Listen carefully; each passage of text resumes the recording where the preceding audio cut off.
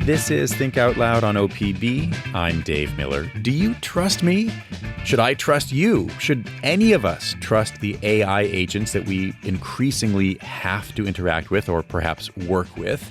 What does it mean to measure trust, and is trust now no longer a feeling?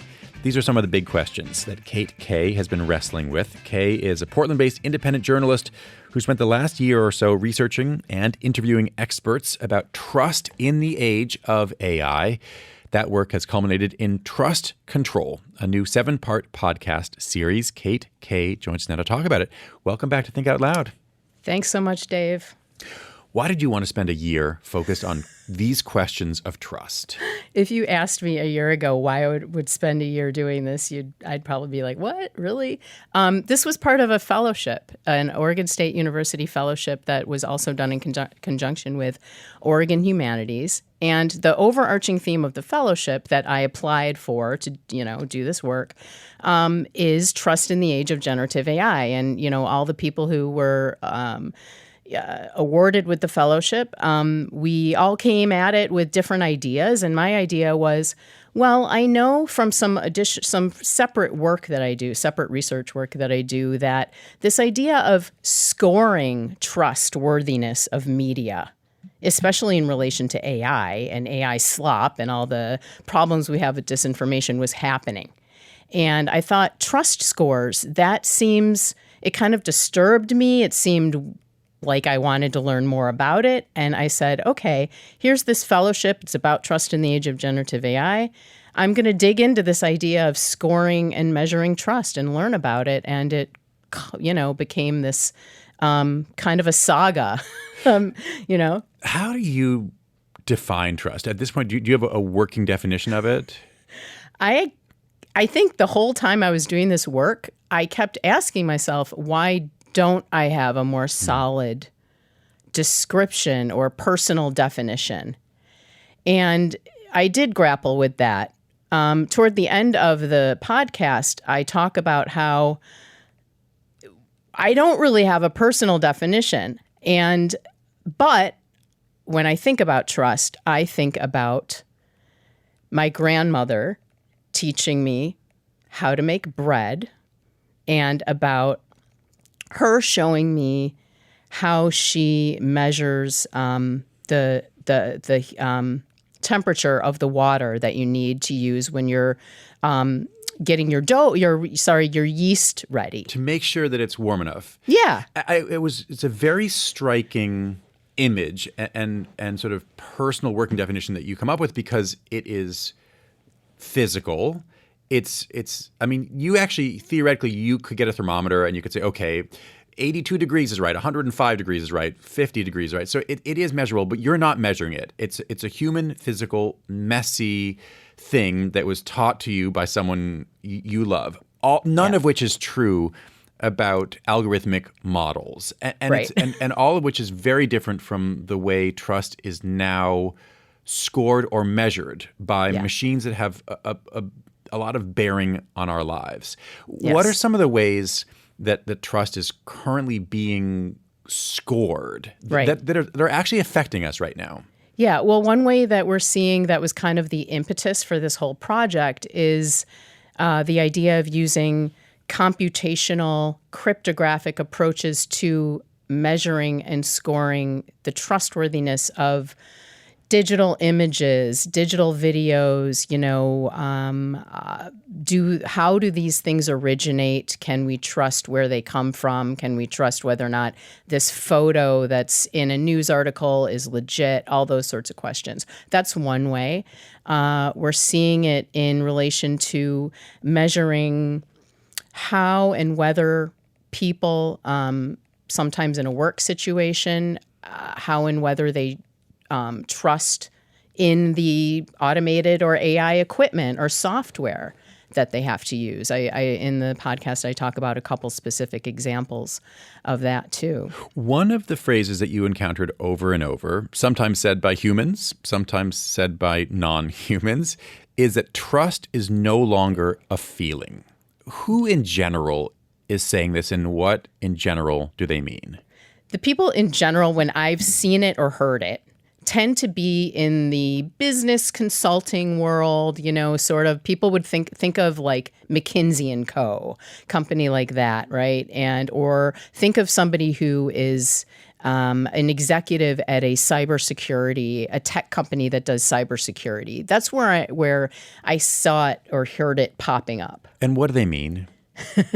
Well, it's interesting because I heard that term or saw it used often in relation to, it was kind of like a prefix for other things. It would be like, trust is no longer a feeling, it's a metric. Trust is no longer a feeling, it's infrastructure. It's one place I saw it, they said, it's a transaction history. These are all things that computers want to see, right? And so trust is no longer a feeling. It goes back to that idea of my grandmother showing, me holding hands underwater with my grandma, us both feeling the temperature of the water. That's something that is a feeling. And all of these computational ideas, computers need binary, they need binary information to be able to kind of have an output. Right? And to score something and predict something. And so this idea that trust is a metric, or it is just a history of transactions that a computer might ingest and say, well, this transaction history shows us this entity is trustworthy or not. Those are computational ideas of trust. And, I think that these things are very distinct, the human stuff and the computational stuff. And I talk about how these things are being blurred. I want to play a clip from one of your episodes. We're going to hear from a British researcher that you talked to named Bran Knowles. I actually don't think people are fundamentally cognitively engaging with trustworthiness in the way that these models imply that they should be, to determine for themselves, is it trustworthy? Should I use it? People are just getting on with their lives. They're being told, well, to compete these days, you have to use ChatGPT because you need to write 10 times faster. Everybody else is using ChatGPT. Is it trustworthy? I don't know. I don't care. I've got to hurry. I've got to use it.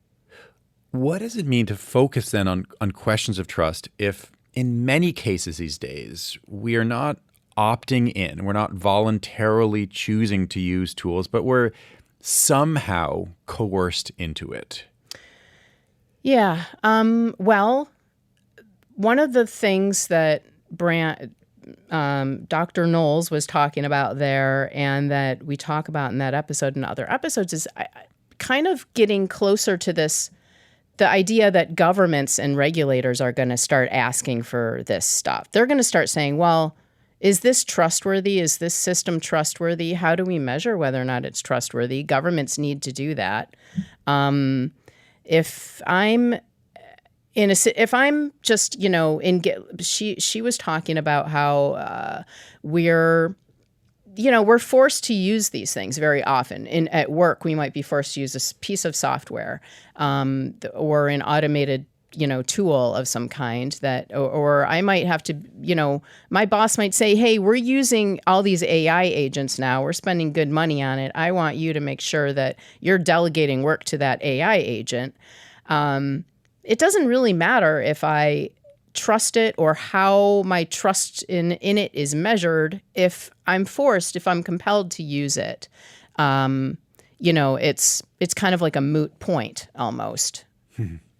You note that there are now a bunch of tech startups that produce agentic trust scores. Yeah. What does that mean? What are they doing? Yeah. They're all these little startups that I kind of encountered when I was doing this research. And for example, what they're doing is, I talked about this idea that businesses are, using AI agents to perform tasks.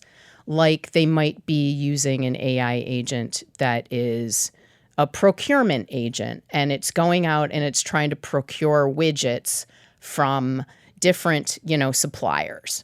So that, one agent in that kind of negotiation process will be interacting with others. And when these agents kind of interact and need to perform tasks, especially in relation with other agents, other computerized bots that are doing other things, they need to gauge whether or not these other systems or bots are trustworthy. And that's where that computational trust stuff comes in. That's where they're going to be looking at all of these, computational measures and factors and binary kind of, information to know. And so, like, it's about like, well, should we share the credit card number with this supplier, right? That's like the kind of question that would be that an agent would want a trust score to know. Do I divulge this information to this other system or not, for example? But when I was listening to this, it made me wonder. I thought of that famous phrase, turtles all the way down. I mean, is this AI all the way down? Is it some kind of AI assessing the viability, the credibility, the trustworthiness of some other AI? I mean, yes. Right. So that is what it is. Yeah. At a certain point, I mean, it's such a different understanding of what we once thought about as trust. Exactly. Yes. And that's why, when I first started hearing about this idea of scoring trust, especially in relation to media, which kind of brought me into all of this, I thought, wow, how could anybody say they can measure or score trust? What is that, right? And so in the cybersecurity world, in computers, this has been going on for decades now. And I talk a lot about the history there.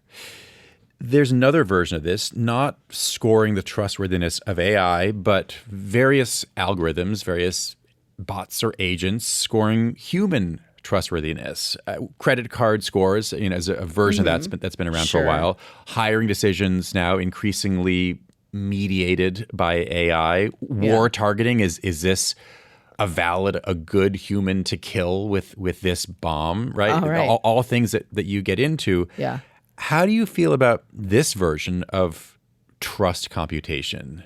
Well, so I don't, I'm not coming at it with like an opinion per se, but what I'm doing is I'm interrogating, and I'm asking the listener to think about it. And the last episode of the podcast, the last like kind of big documentary style episode, is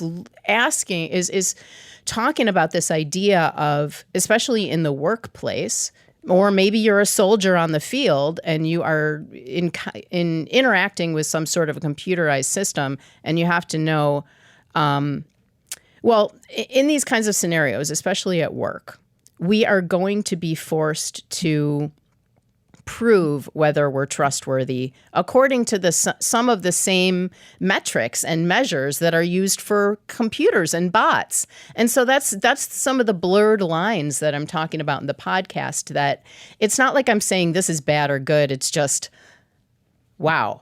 Let's understand a little bit more Yeah. what we're doing. If you're just tuning in, I'm talking right now with Kaye. She's a Portland-based independent journalist. Her new 7-part podcast series is called Trust Control. I want to play another clip that gets to what you're talking about here. This is from a tech startup CEO named Michael Fawcett. He helps businesses use AI agents, and this is part of what he told you. I think the new trust model is trust is verifiable, it's continuous, it's machine readable, and it's scored. Those things I think we have to have. So what does that look like in practice, all those buzzy words? Right. Well, I was talking earlier about this idea of, let's say, a logistics procurement AI agent, right? A bot that is going out and doing this stuff in an automated way. So one of the things that Michael Fawcett talks about is this idea of the, quote, hybrid workforce.